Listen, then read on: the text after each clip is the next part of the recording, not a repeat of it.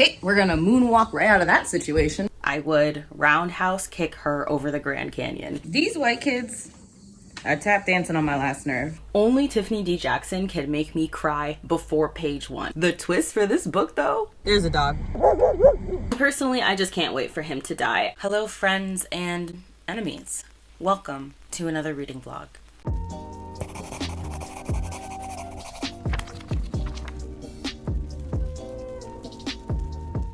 What's up, y'all? My name is Jessie, and today we are going to be doing a reading vlog that is themed around red horror books. As y'all know, we are transitioning into fall, and we are all so freaking excited about it, myself included. And this vlog was not at all on my schedule, like the schedule of videos that I had planned. I still have so many videos that I have scheduled for this channel that I have to film, and I'm really excited to film, but a few books fell into my lap.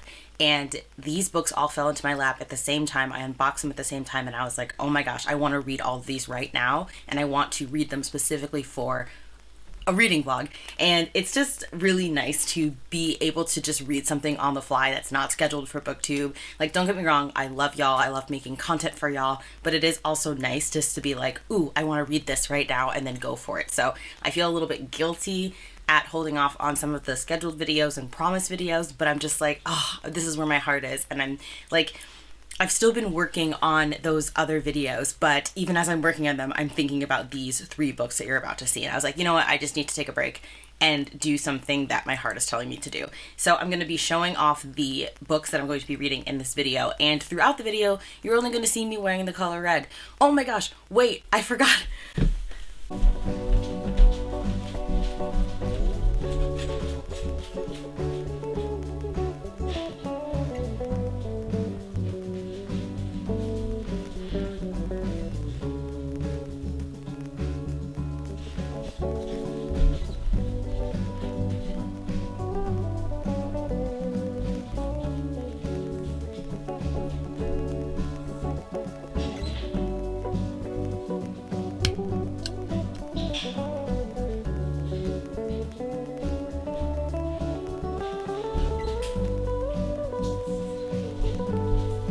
Right, so we have here a jacket that I recently got at a vintage store. This is from the 1950s, believe it or not, and it was never worn, so it was unnecessarily expensive, but I'm in love with it. So I'm going to show off today's outfit. I've got this shirt. This is today's red look. What do we think? This shirt I've had for a while, and it's got like some oil stains on it somewhere, so I don't wear it often, but I was like, you know what, it's gonna be perfect for this video. So let's show off the books that I have been so excited to read, these books that have just taken over my brain. The first one here is called Shades of Rust and Ruin by A.G. Howard. This is a YA thriller horror book with one of the most stunning covers I've ever seen. Just look at this. Look at this book, and that red apple, it's giving Snow White. And I don't know if y'all noticed, but she's got this really cool lip cuff, and I'm pretty obsessed with lip rings, so Now, this is a book following Phoenix Nix Loring, who knows that her family is under a Halloween curse, and when she was 3, her parents died tragically on October 31st. 11 years later, her twin sister Lark suffered a similar fate. Ever since, Nix has battled survivor's guilt. She can't even find comfort in Clary, Lark's boyfriend, and the one person who understands her pain, because Nix's hidden feelings for him go far beyond friendship. All that remains are her sketches, where she finds solace among the goblins and fairies in her magical world of Mystikiel, and when her depression starts affecting her ability to see color, Nix all but gives up on her art until her uncle goes missing on Halloween Day. Hot on his trail, Nix and Clary step through a portal, becoming trapped inside a decaying version of their town, filled with Nix's own sketches come to life. As they search for her uncle within the sinister and dangerous world of Mystikiel, Nix discovers there's more to her family's curse and the otherworldly artwork that she ever imagined, and unless she can solve the Goblin King's maze before the clock strikes midnight, her life won't be the only one the curse claims next.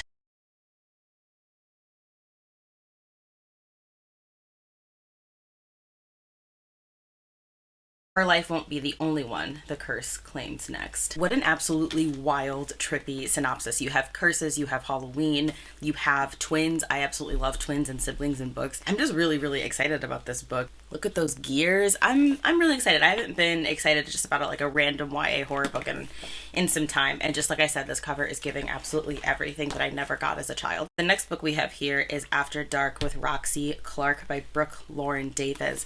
This is another book that's got a pretty freaking amazing cover, and both of these are from Bloomsbury, as you can see from the kind of similar art style. So this one is set in Indiana. So Whistler, Indiana has suffered more than its fair share of misfortunes, everything from sudden drownings to poisonous conspiracies to unsolved disappearances. And almost every bad thing can be traced back to the Clark family. Some people even believe that they're cursed. But instead of cowering from the past, Roxie Clark is fascinated by it. Combining her flair for performance with her obsession in all things horror, she's woven her ancestors' history into a lucrative ghost tour that has quickly become infamous all over the state. We love an entrepreneur. But 6 months ago, a shocking tragedy rattled Roxie's world where Colin Riley, her sister Skylar's boyfriend, was found stabbed to death in a cornfield. Skylar is distraught, and Roxie is desperate to help her find answers and closure. Instead, Skylar becomes fixated on finding the killer. As the two young women dig into the mystery, Roxie realizes that everyone in the town may be hiding something, and maybe some secrets are best left untold. I'm really excited about this because I just love cornfield horror. I love a good murder mystery, and again, we have siblings. So I think that these, like, do you see why I thought that these two books would complement each other so freaking well? And then we have one of my most highly anticipated books of the year. I'm really, really excited to show y'all what's in this box. So the first thing that we see here is an invitation that says, "Under a starry night, you're invited to Springville High's senior prom. Come to the first all-together prom for a night to remember." On the back, there is a vote for king and prom queen ballot. Next up, we have a card that says, "How can one man who knows nothing of the weight of blood tame you?" That's what that looks like. And finally, we have the book, which is The Weight of Blood by Tiffany D. Jackson. Y'all know how excited that we've all been for Tiffany D. Jackson's latest thriller. That is all that is in the box, just like a cute little press package, and we are so very excited to get started. New York Times bestselling author Tiffany D. Jackson returns to the horror genre with a chilling and suspenseful novel following a biracial teen attending her Georgia high school's first integrated prom after passing for white for most of her life. It is a story about identity, the real horrors of American racism, and the terrifying power of one girl trying to reclaim her life. Exactly. And that's all I have to say about this. Like, I am so fucking geeked for this. The book that I'm going to be starting with, believe it or not, is going to be none other than Shades of Rust and Ruin, because this, obviously, we're saving the best for last. Obviously, like, this amazing cover designed by my favorite artist of all time, Jeff Manning, who's been branching out and doing book covers. Highly recommend supporting him. I'll leave him linked down below. Please support his art. He's absolutely amazing. I've loved watching him grow more popular over the years. I have two pieces of his in my home, one in my living room and one in my bedroom right next to my bed, and I fully intend on getting much more. So we're going to be ending the vlog with this. I'm believing we're going to start with Shades of Rust and Ruin because I have not stopped thinking about this book. And then, of course, the middle book is going to be After Dark with Roxie Clark. So sit back, get something cozy, and enjoy this bloody red themed reading vlog. So we are gonna take this outfit out for a little spin. We're gonna go to a Lizzo and Beyonce themed dance party on a rooftop, and we're ready. I've got my Michael Kors on that I got myself for my 28th birthday. Before I leave though, even though I'm already running a little bit late, but hashtag CPT time, let's do an unboxing. Shitty lighting, but we're all just gonna have to deal with it the way that I dealt with my trauma as a child. So Penguin Random House sent this giant box. Akasha's running because she hates the sound of boxes opening.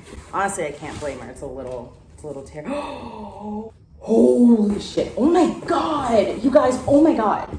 Oh my God. They sent me like a whole haul. So here's a new tote. You guys know that I have a tote collection. And this tote is from Mariner Books. And it's full of books.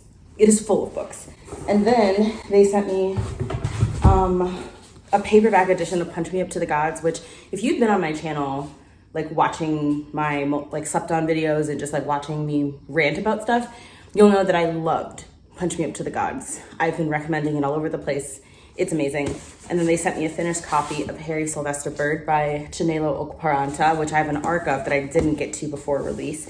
And then they sent me a paperback of Black Buck, which I already have 2 copies of.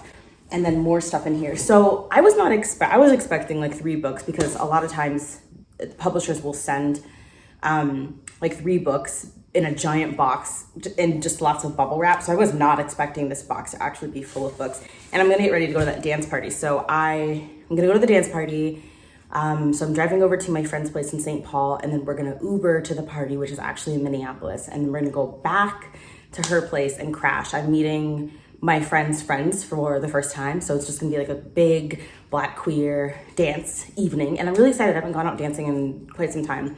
So I'm not gonna be back here until tomorrow. And then tomorrow I have my Patreon live show for August. We're really, really excited about that. And then it's just gonna be reading. So yeah, I'm going to check back in tomorrow when I get back home after I walk the dog and do all that fun stuff. And then I'll tell you about these amazing books that I got from Mariner.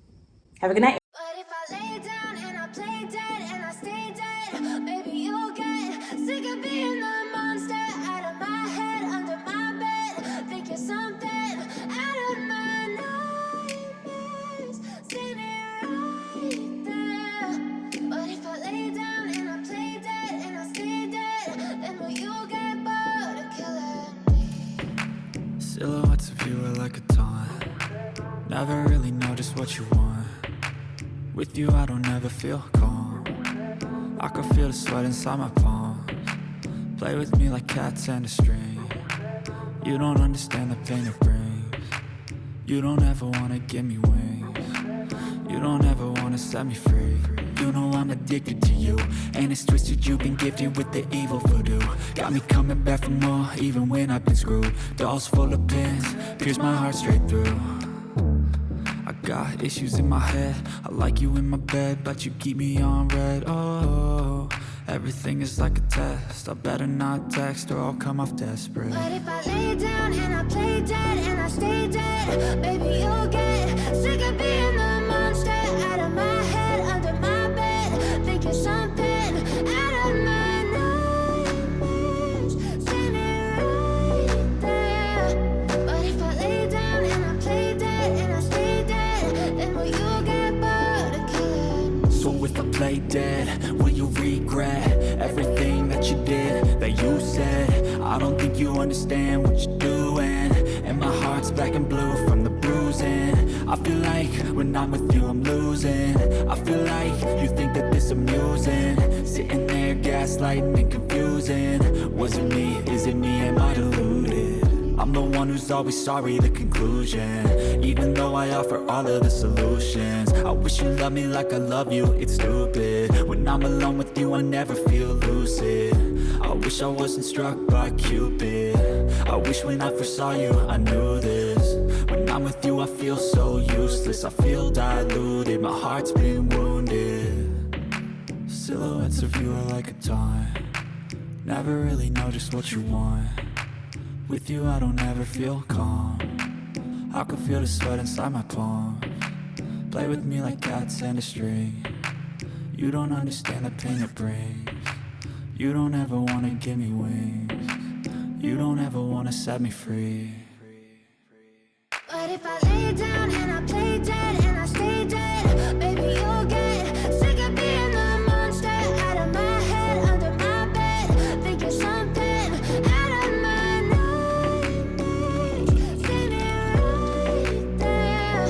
But if I lay down and I play dead and I stay dead, then will you get bored of killing me?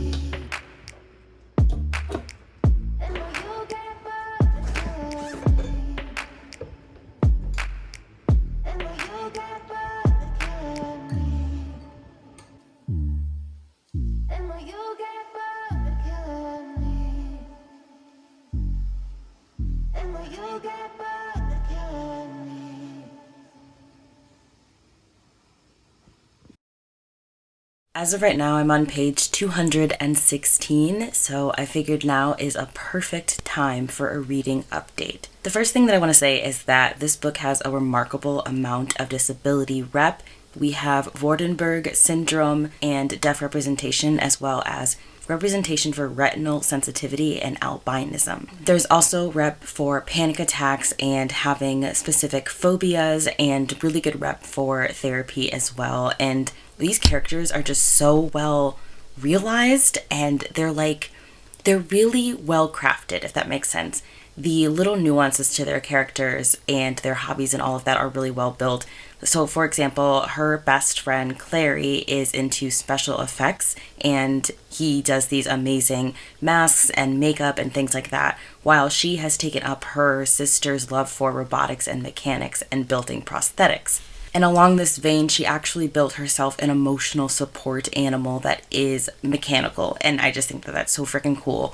But at her core, she's an artist and absolutely loves to draw, and I just love the representation for somebody who is mechanically inclined as well as artistically inclined. And that being said, the spooky, woodsy, dark atmosphere, the goblin core, and the goblin lore is absolutely delivering. Overall, I'm really drawn to the vibrant, color-heavy descriptions. That will not be for everyone, but for me, it is absolutely allowing me to get really deep into the story. I love how lush this writing is. We also have representation for a boy who is classically beautiful and is uncomfortable with his beauty and sexualization. That representation is really important to me because I feel like it's not often discussed, the ways that young boys can be sexualized and the way that classically attractive boys are expected to act and behave. The characters overall are pretty nerdy and I'm really into it, but I also love that the uncle who plays a big role in the story is into baking, and he also supports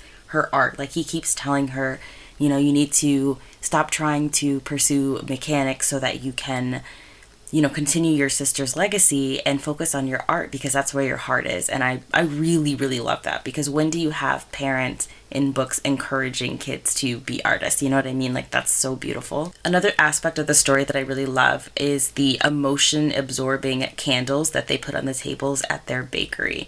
And depending on how the person is feeling, the candle will reflect that with a certain color. And I just think that's dope.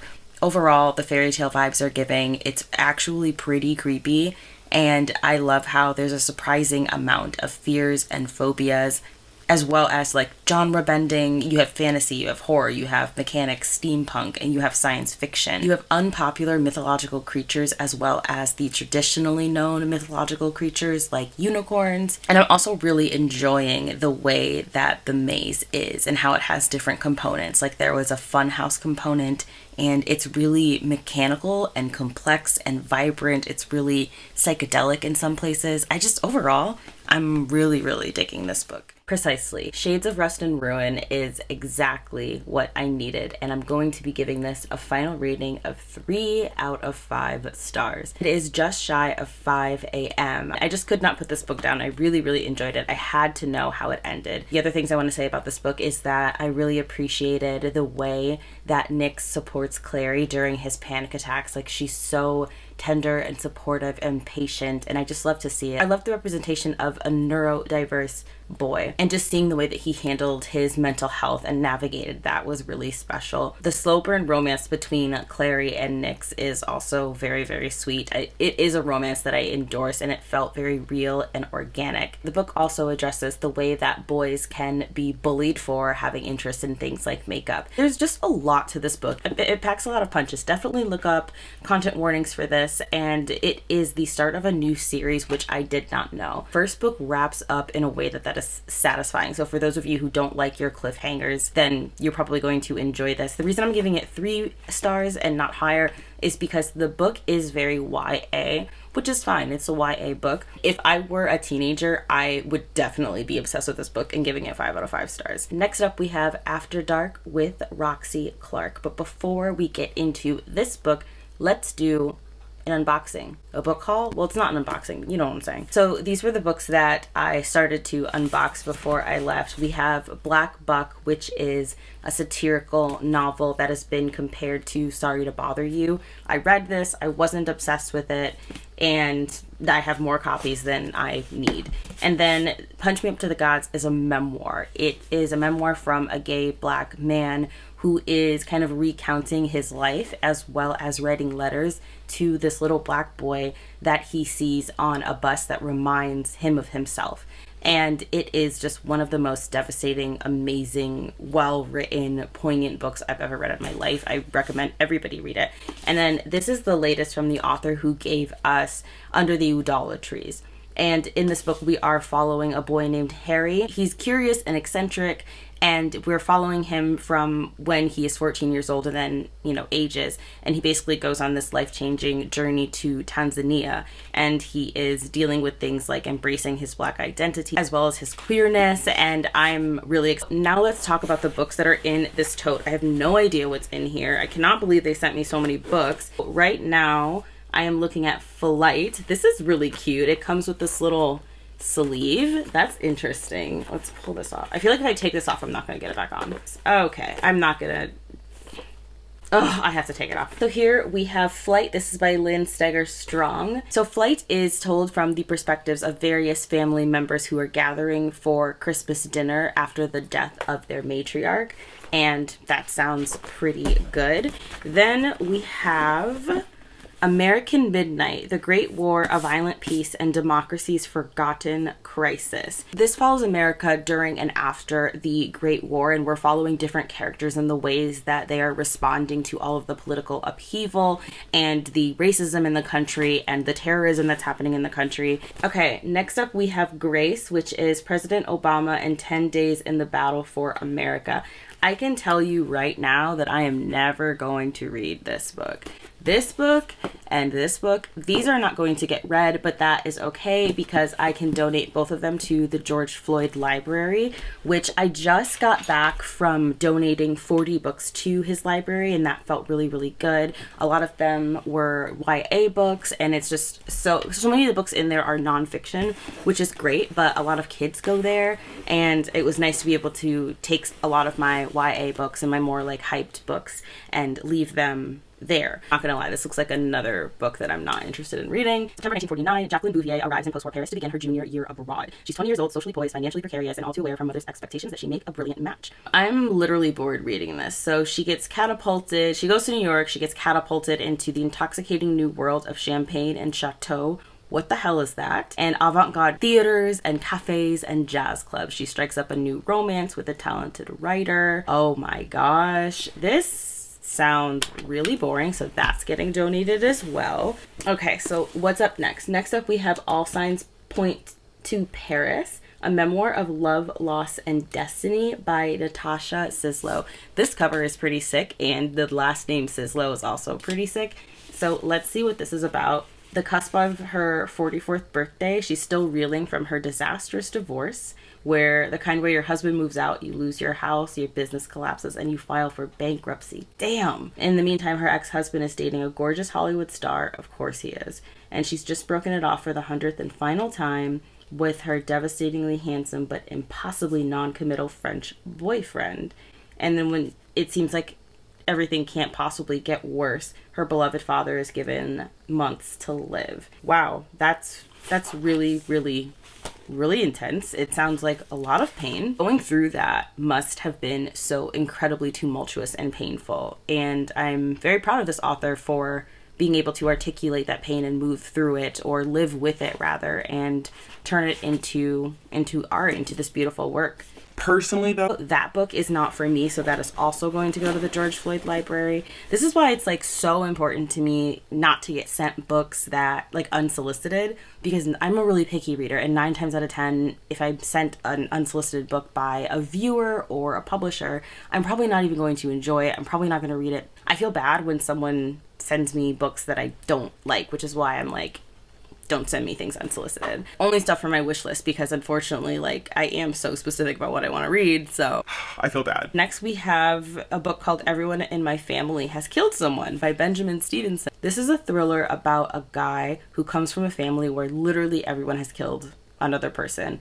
His brother, his stepsister, his wife, his father, his mother, his sister-in-law, his uncle, his stepfather, his aunt, and then him. okay, so this could be interesting. This is a book I'm actually interested in reading. So we're going to put that in the keep pile. And then we have The Street, a novel by Anne Petrie. This is gorgeous. This cover is gorgeous. We're loving the texture of the cover. And there is an introduction by Tayari Jones, who is a phenomenal author. And this book is set in 1940s Harlem, which we simply love to see. A fresh perspective on the realities and challenges of Black female working class life. I am so excited about this book. And I think that this is a classic. It might be, so this is a classic. Anne Petrie was born in 1908 and passed in 1997. What a life. And she has written a lot of books throughout her time. So I'm very, very excited to read that. And the last and final book that they have sent, oh my goodness, is, oh no, we got crease at the top. That's okay. The Rise and Reign of the Mammals. I'm so excited about this. A new history from the shadow of the dinosaurs to us. So if you know me in my personal life, you know that I'm obsessed with woolly mammoths. I'm obsessed. I have always been obsessed with prehistoric animals, especially the big ones. So I'm very, very geeked about this ultimate dinosaur biography. That sounds freaking great. Oh my god, and there's photos. There's photos in it. Yeah, I'm really geeked about this. I can't imagine when I would actually get to read this, but yeah, absolutely. I'm really, really excited to put this on my nonfiction shelf. Maybe I'll just put it by my bed and read a few chapters before bed at some point. Oh, look at this. Oh, so sick. Thank you for sitting through that fun book haul. I am really excited to get to use this tote. It matches so many potential outfits, so I'm ready. So I'm gonna run to a Starbucks. I'm gonna get some coffee, and I am going to start Roxie Clark, and we'll update you when I have some thoughts.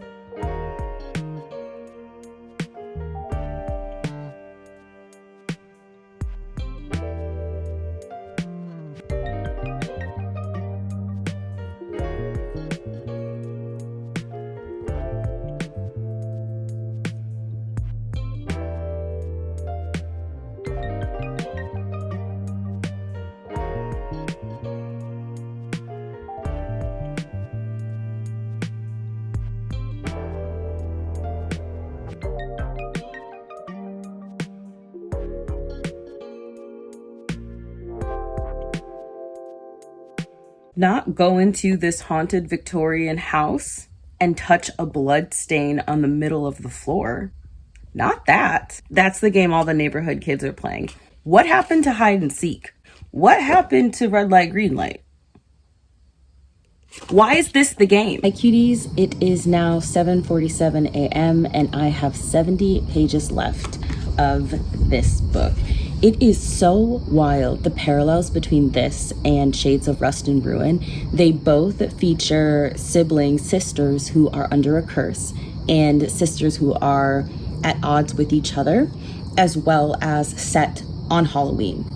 It's just wild how similar these stories are. Loving the small town setting, the Midwestern representation is on fleek, and I love the way that this town feels real. And it feels real because it's just filled with all of these characters and backstories that just make the town come to life. And since the main character has this ghost tour, she is constantly just talking about ghost stories of the town. And it's really cool. It's really creepy. Some of the stories are very haunting and disturbing. The main character reminds me so much of the homegirl from My Heart is a Chainsaw, whatever that protagonist's name is, who's also just like really obsessed with horror. The relationship between her and her sister Skylar is so tense. I can't stand Skylar. I mean, you're not supposed to like her, but she is rude and inconsiderate and insensitive, and she belittles her sister, and she's very self-centered. But this is a girl who's going through a lot of grief. You know, her boyfriend died in a really tragic way, but honestly it seems like she was like that far before he passed away.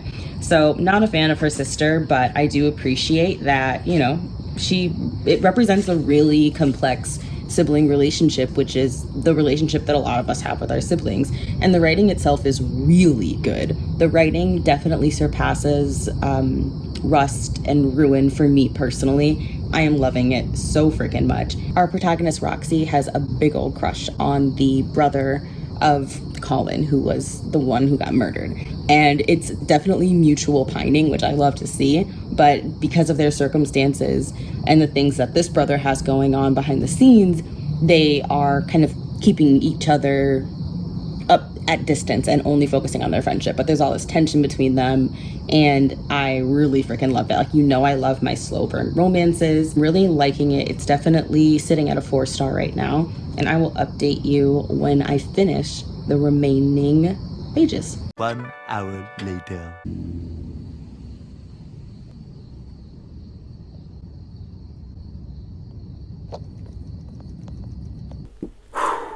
Finished the book. Skylar got on my very last nerve. If I could take her and throw her up in the air and kick her in the stomach when she fell, that is exactly what I would do. I would roundhouse kick her over the Grand Canyon. This little girl irritated me like an allergen. I could not stand her. The twist for this book, though, did not see that twist coming. There were a couple moments where I was like, I know what's going on. I know. No. Guarantee you will not guess the twist for this book. You won't guess it, so don't even try. This shit shook me. Very, very impressed. 4 out of 5 stars. Very impressed. I'm shook. I was expecting this to be my least favorite book for the vlog, and so far it's my favorite. And now we are, of course, going to start The Weight of Blood. Look at this beautiful book. Beautiful, beautiful, beautiful. So it is 9:14 in the morning. I'm going to do a workout class at 10:45.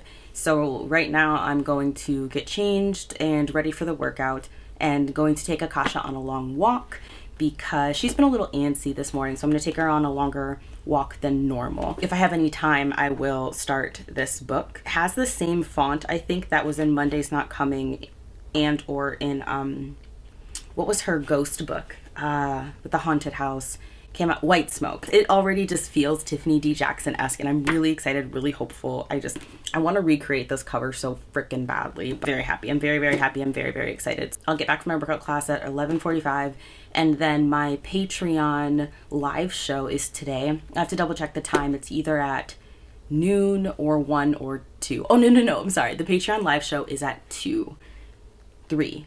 It's at 3 today. We're doing great, Jessie. I still haven't slept, but I'm feeling really good. Large coffee from Starbucks really did the trick. I got some sort of toffee thing that I actually really didn't like, but hey, I'm awake and that's what matters. I'm going to stop talking y'all's ear off and get going.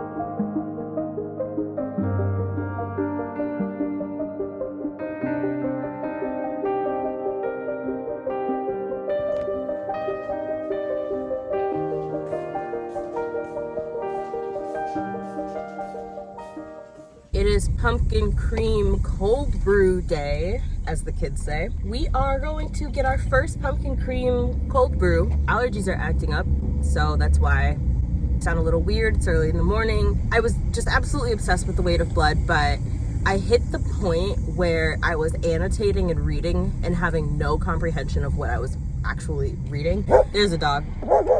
So I got halfway through the book and realized that I was not retaining anything. A lot of it's annotated, but we're gonna start over with coffee.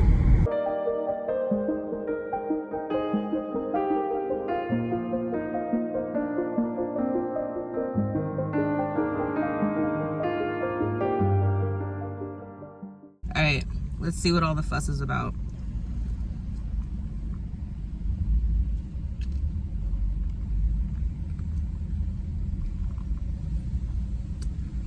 Yep, that's pretty fucking fussy. It's pretty good, I get it. The foreword and the author's note had me in tears, crying. Only Tiffany D. Jackson can make me cry before page 1. How? We are following two very, very different Black kids. You have Kenny, who is the football player. He is the star of the school. He's expected to be outgoing and really well liked and to entertain everyone and tell jokes and to be the cool Black kid. The Black kid that is going to make white kids think that they're not racist because they're friends with him, while also not challenging those white kids in any of the problematic things that they say and do. And then you have Maddie, who, because of her family, is literally forced to pretend that she isn't Black at all. Both of these things are extremely limiting for both of them, because you have two characters who are forced to hide their Blackness in different ways. It looks at the things that popular Black kids have to go through in order to remain and stay popular, and the things that non-popular Black kids go through. And both of those struggles are depicted as valid and important, and I just really appreciate that nuance. Like, Tiffany D. Jackson knows how to write about various different Black experiences, and honestly, there are things about both of these characters that hit home for me. And already, even though we're so early on in the book, it is hitting me right in the feels. These visceral scenes of Black horror, of being bullied for your Blackness, both micro and macro aggressive, are just like, only Tiffany D. Jackson knows how to get me in my feels that way. She's the only author who knows how to raise goosebumps on my skin like this. Meanwhile, not at all sacrificing on how creepy the story is overall as a whole. It is so heavy on the Carrie retelling without being too heavy. You know what I'm saying? You know how sometimes retellings just take it a bit too far? Everything is way too identical. You see the liberties that she takes being Tiffany D. Jackson, being the amazing creative writer that she is, while still staying true to the story as a whole. I want to rewatch Carrie so bad, you guys. Y'all have no idea how badly I want to see Sissy Spacek light a whole school on fire all over again. Man, y'all, it is so wild the way that Tiffany D. Jackson knows how to pull emotions out of me. Flashbacks, goosebumps, dry mouth, constricted chest, all of that shit. I really appreciate the way that this book is talking about segregated proms. So many of y'all might not realize this, but this is still a thing that happens. When I was attending high school, you would hear about segregated proms, and the Black proms weren't just for Black students, they were for literally everybody who wasn't white, but they were called white and Black. You know what I'm saying? That still happens in the United States to this very day. To add insult to injury, the Black prom is held in a barn. Moo. A barn. And yeah, it's a decked out barn, but it's still a barn. And I just really appreciate the way that this book talks about the indignities that Black kids have to go through, whether they are popular or not, all of the struggles. Chapter 1 is when I made a 5-star prediction, and not just a 5-star prediction. I predicted that this is going to be my favorite TDJ book of all time. Those are fighting words because I'm obsessed with Monday's Not Coming. It was not only my first Tiffany D. Jackson book, but it is just my favorite of all of her books that I've read thus far. It's absolutely amazing. And to say that this book has the potential to beat Monday's Not Coming says a whole hell of a lot. But we will see. Only time will tell. We get to talk about Maddie. Her powers are so cool. She is so creepy. It's absolutely giving. I'm rooting so hard for this girl while also feeling for her hardcore because she's going through some really intense child abuse at home. Her father is so sick and so twisted, she doesn't want to pretend to be white, but her father literally forces her to pretend that she's white because he has a lot of racism and he has a lot of shame over the fact that he has slept with a Black woman. And so because of who he is, he forces her to pretend to be something other than who she is, if that makes sense. Personally, I just can't wait for him to die. Another thing that's really cool is that we are not following Maddie as everything was happening, but we are following after, you know, she killed everybody. And we are doing that through the form of this podcast. There is this podcast host that is interviewing people, and they're kind of going back and forth from the past and the present. And I like that because the podcasters are giving insight to what happened after. It's just really, really cool and well done. It feels very real, and I'm really, really into it. The suspense is on level 10. This book is freaking amazing. How is it that she's already exceeding my expectations? How? This is one of my most anticipated books of the year, and these white kids are tap dancing on my last nerve. Man, this book is triggering me so freaking hard. I just read a scene where I was reminded of something that a kid said to me in high school. This girl walks up to me, right? I'm literally minding my black-owned business. Walks up to me and points to this black kid who goes to the school. Really, really good-looking dude. She's like, "You two should date." And I was like, "Why? Because we're both black?" And she goes, "Yeah, you match." And then smirked at me and walked away. This is literally something that happened. All of the racism scene, oh, my timer's going off. But all of the scenes of racism in this book are in parallel to the things that I've actually gone through in my high school experience. And it's just so frustrating. I'm making egg salad, so we're gonna go turn the timer off. Okay, we get it, God. What a drama queen. The author definitely takes these characters a step further. They are given such amazing characterization. They feel so real. They are incredibly well fleshed out with their nuances and their complexities, their flaws, their prejudices, their hopes, their dreams, all of it. Like, they feel so absolutely real, and that's what makes the book so frustrating, because you understand everyone's motivations even if you don't agree with them. While Jules is the official villain of the book, you can't convince me that it's not actually Wendy. Wendy is Kendrick's girlfriend. I want Wendy to be buried in the darkest hole of night. I cannot stand this girl, and the reason why I can't stand Wendy is because she's the perfect representation for a white girl who thinks that she's not racist, but is actually doing all different kinds, all types of harm to black characters, and because she's doing it with quote-unquote good intentions. Oh God, that's a big ass spider. Oh hell no. Okay, we're gonna moonwalk right out of that situation. Major trigger for blackface. Okay, my favorite thing about racist is when people will do something that is racist and they know damn well that it's going to upset and offend black folk, and then they'll be upset when black people are offended. How you gonna do something that you knew was gonna upset me and then get upset that I'm upset? It doesn't make any sense. It doesn't make any sense. It's just so freaking hard watching these characters go through all of this nonsense, all this bullshit.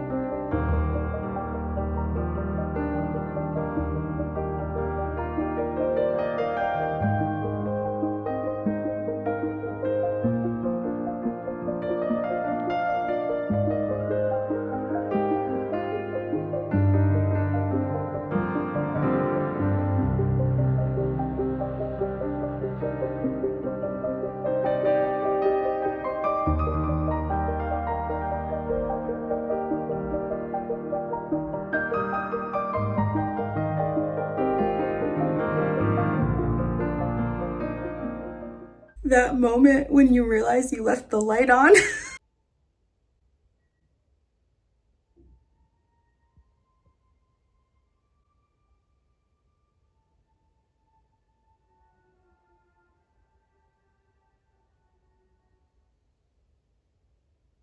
Five out of 5 stars. This was amazing. Exceeded all of my expectations. And when I tell you that those expectations were higher than a kid at Woodstock, I mean it. Look how heavily this book is annotated. I mean, come on. Had an absolute blast filming this entire video. Like, all these books were really, really enjoyable. Carrie is, oh my gosh, rewatching that movie was amazing. My friend Jessica just told me that there was a remake of Carrie with Julianne Moore, who I've had a lifelong crush on, and Chloe Grace Moretz.